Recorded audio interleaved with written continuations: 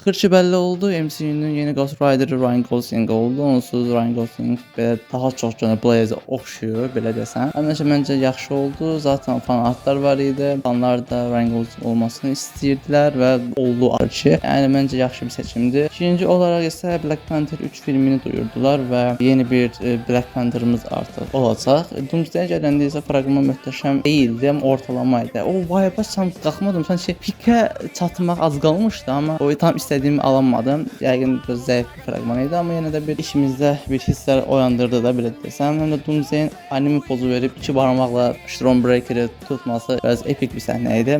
Onsuz Thor orada çox zəifdir. Doom da ən güclü varlıq kimi bir şeydi indi. Yəni MCU-da və necə olacaq çox maraqlıdır. Loki Thor'la qarşılaşacaq böyük ehtimalla, amma bilmirəm, yəni sağmı görəcəklər bir-birini, ölümü görəcəklər, bilmirəm. Mən ssenari oxumamışam, amma belə bir şey tərəfən gördüm. Spoiler oldu, bağışlayın, amma yapacaq bir şey yox. Yəqin əvvəldən bildirərəm. Yəni maraqlı şeylər bir gözlür deyə bilərəm, amma bəzi teoriyalar da var ki, Cap işte saxtakardır, yalancıdır, mən nə bilim manipulə olunur və s. Açıq hər şey filmdə görəcəyik. Belə başına teoriya uydurmağa dəyməz. Senaryoda varsa sızdırılmış o başqa bir şeydir, amma özümüzdən teoriya uydurmayaq, özümüzü çox yormayaq. Sadəcə film çıxanda rahat bir şəkildə filmi izləyək və orada hype'lanaq.